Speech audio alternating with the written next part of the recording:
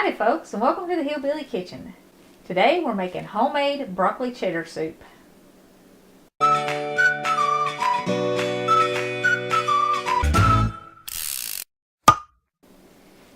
Now I've got the ingredients sitting out here, all fresh ingredients, to make this completely from scratch.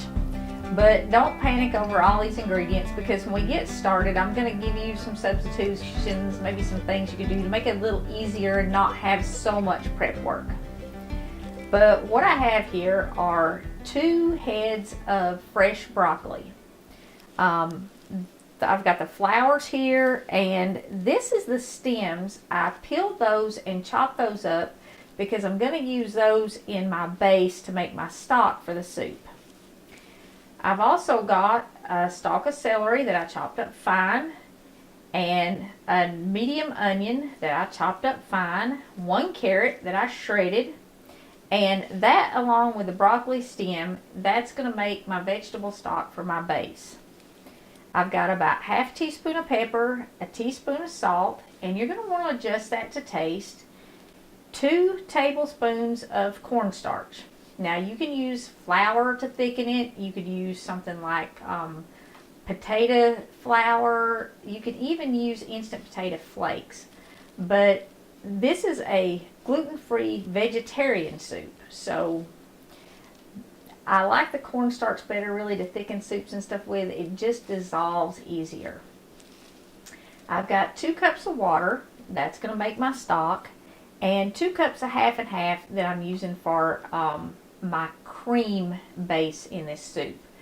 You can use any milk you have in this. You don't have to have half and half. You can use whole milk, skim milk, the canned evaporated milk, just anything. You can even use powdered milk in this. This is actually, soups are a really good way to use powdered milk up if you keep a little extra in your cabinet for maybe when you get snowed in or something.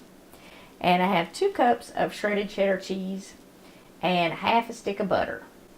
And I'm going to start by taking my butter, my broccoli stems, my carrots, my onions, and my celery, and my salt and my pepper over, and putting them in the pan. Now I'm cooking this on medium heat, and like I said, I'm just adding in the butter and then all the vegetables. If you melt your butter first, it kind of keeps everything from sticking to the bottom of your pot.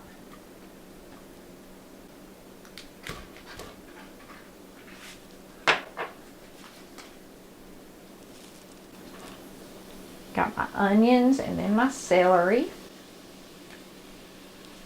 And you can add this in whatever order. This is my broccoli stems.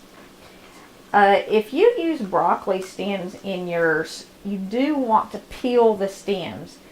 I know we've all bought that really cheap frozen broccoli that has the big woody stems in it. The center of the stem of broccoli is really tender and it has a lot of flavor in it. You just have to peel the outside off before you chop it up. And that's what I did. And my broccoli was actually broccoli flowers. I mean, or broccoli crowns. It just had the top and a little bit of stem.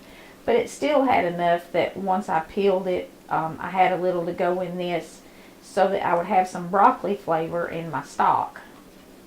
I'm also going to go ahead and put my carrots in there and my salt and my pepper. And like I said, you're going to want to adjust this a little bit.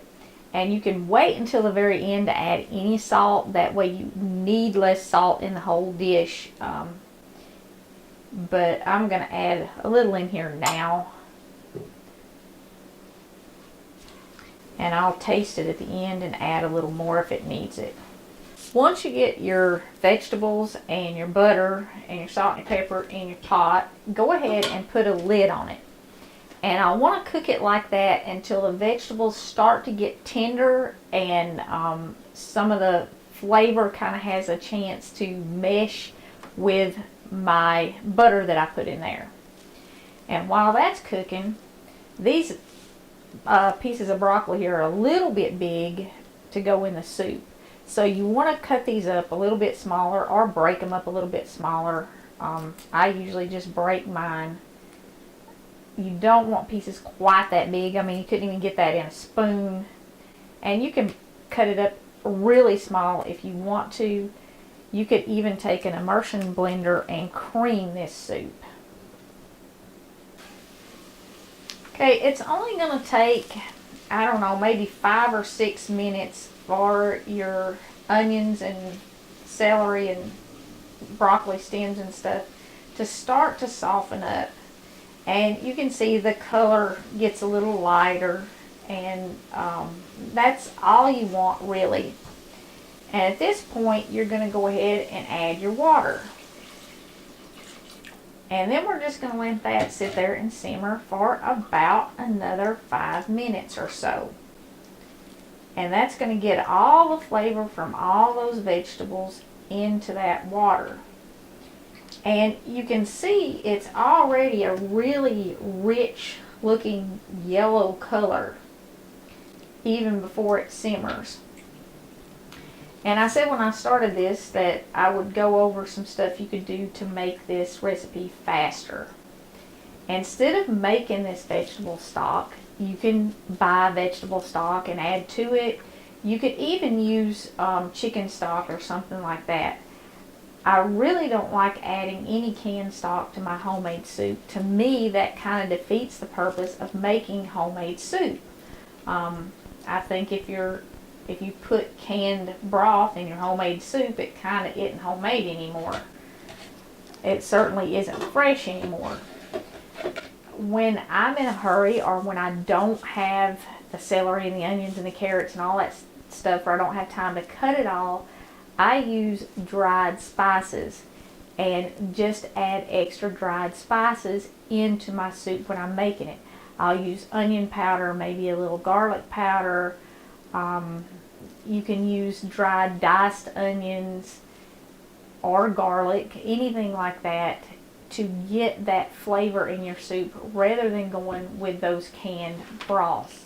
And something else to keep in mind, if you're using fresh broccoli, that broccoli is going to be cooking in there, and all vegetable broth is just the water that vegetables have been cooked in.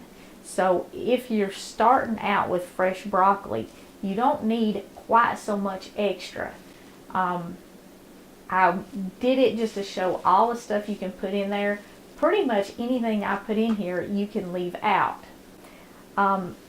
Something else, if you're making homemade soup and you're used to canned soup, or even the stuff that comes in jars in stores that's more expensive, you're probably going to want to add a little bit of sugar to it, because all of those soups have added sugar, and most restaurant soups also have added sugar in them.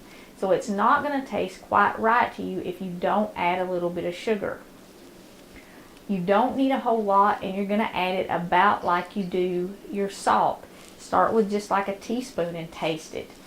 The carrot in this is going to add a little bit of sweetness, which is plenty enough for me, but I'm feeding other people, and I know that Brett is not going to like this unless it has just a little bit of added sugar in it. Now, I'm not even going to add it to the whole pot. I'm going to sprinkle it at the end like you would add extra salt on the table. And that way there will be less sugar per serving in his, and I don't have any sugar in mine. So you can do the same thing too with your salt. Rather than adding more salt to the pot, you can put the salt on the table. But like I said, everything we've done up to this point, you can almost totally skip this step and just use your dried spices and stuff, and go ahead and dump your broccoli in your water and start cooking it.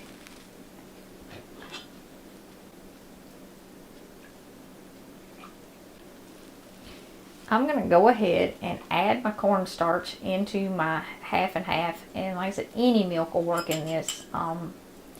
You can use evaporated milk, you can use powdered milk, you can use skim milk, regular whole milk, just anything will work.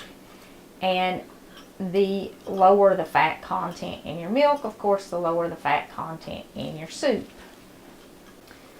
Okay, my onions and my carrots and celery and all that stuff have been simmering for about 10 minutes. Now, if you don't want any of those pieces of vegetables in your broccoli soup, you can strain this and then add the liquid back into the pot before you put the broccoli in. But I think it just adds to it, and not only that, you would be throwing away an awful lot of food if you strained all that out. It puts just a tiny bit of extra color in the finished soup. And you can see here about what size I've broken my broccoli up into. You can do it however you like it. If you want much larger pieces or much smaller pieces, that's entirely up to you. And I do wait to add this until all the other stuff is pretty tender, because I don't want to cook the broccoli so much that it just completely disappears in the soup. I want to have some pieces left in it.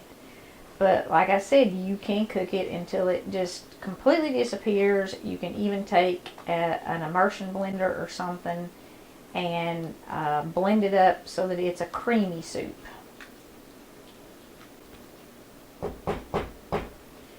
Now, I'm going to put the lid back on this, and I'm going to let the broccoli sit there and steam for about 10 minutes to soften it up before I add my milk and my cornstarch.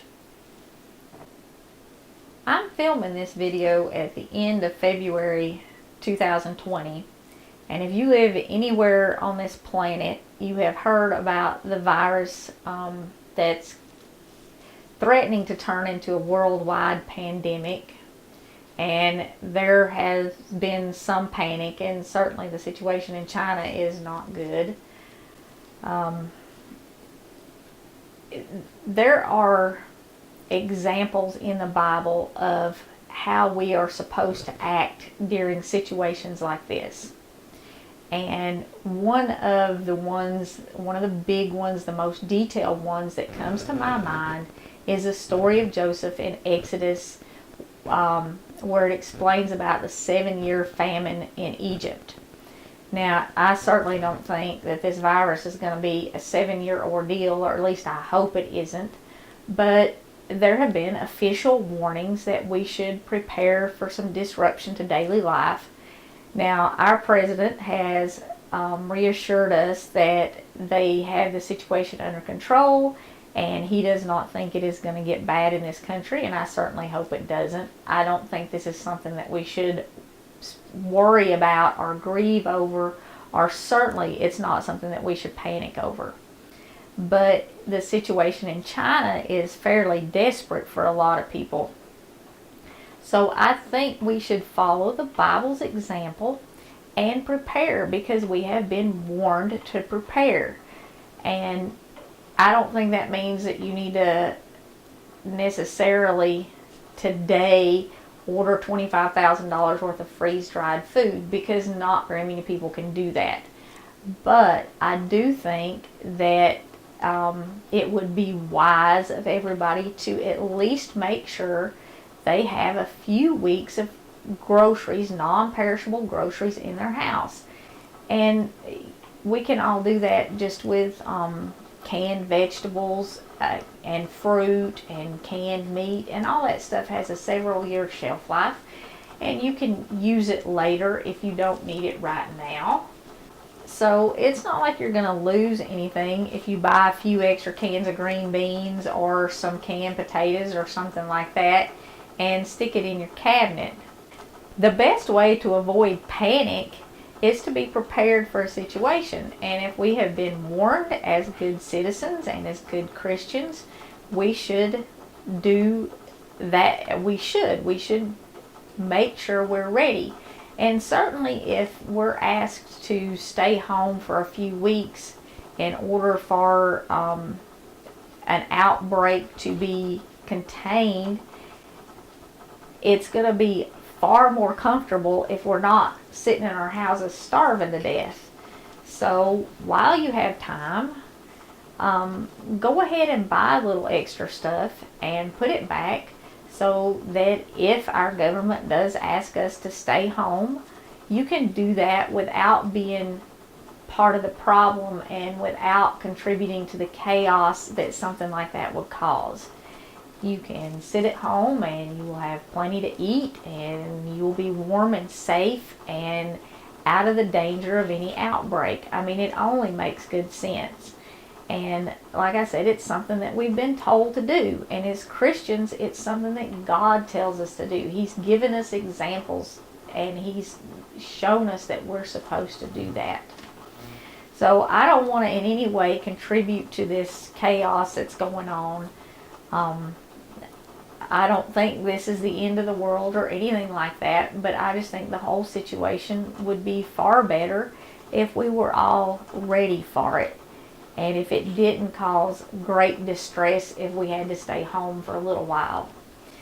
So that's something that you might want to think about, especially right now, because a lot of people have tax money coming back, and you'll have a little extra money in your pocket. And like I said, you're not losing anything. It's not like you're buying stuff you're not going to use. Well, that's just my take on it. Don't panic, pray about it, and get ready for it.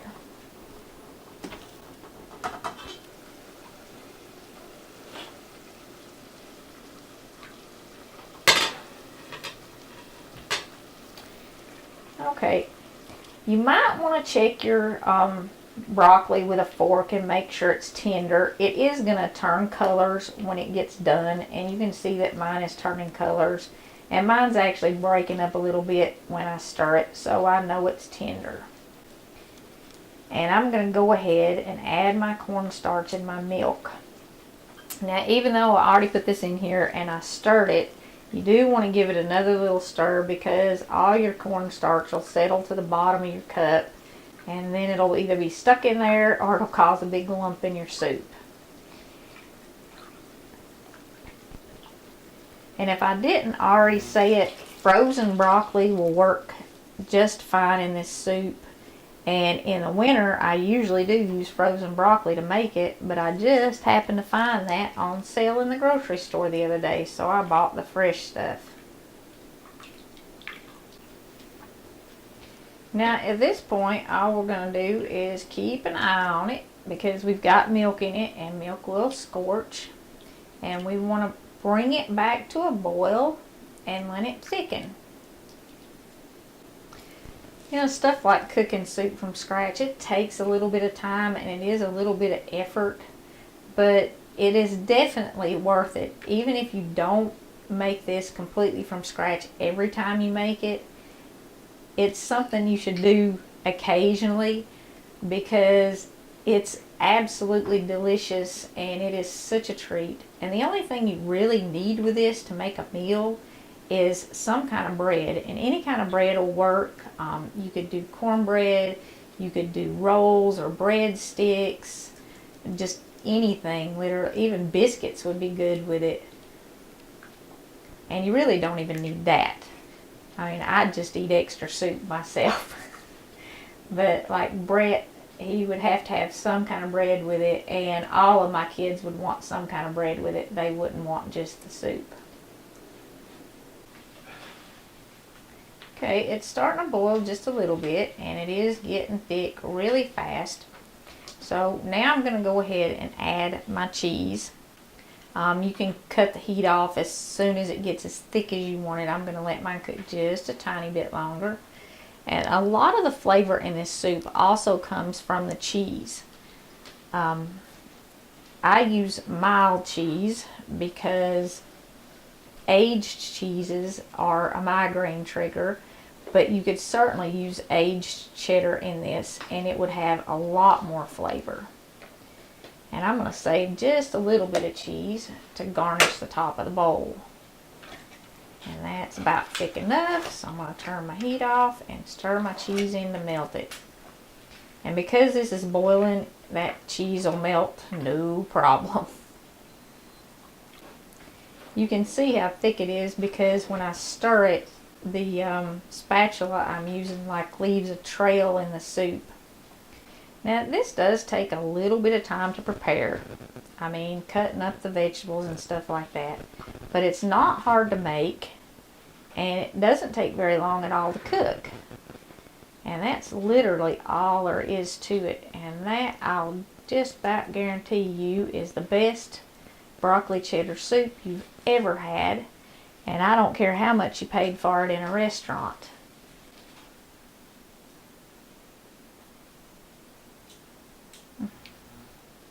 So So whether it's a cold winter day like today or a hot summer day and you don't want to keep the stove on all day long and you've got a lot of fresh vegetables you want to use, broccoli cheddar soup is a really good choice for, I think it's a special meal. Even though it's just soup, if you make it from scratch, it's a lot more than just soup. It has so much flavor, you're just not going to believe it. It is absolutely delicious. And like I said, you add a little bread with it, and it's going to fill up anybody, even the hungriest man. So give this a try. It's not hard to make. Like I said, a little bit of time to prepare, but not hard to make at all. Thank you so much for joining us in the Hillbilly Kitchen. If you haven't already, please don't forget to click like and subscribe before you leave. And until next time, remember to put God first.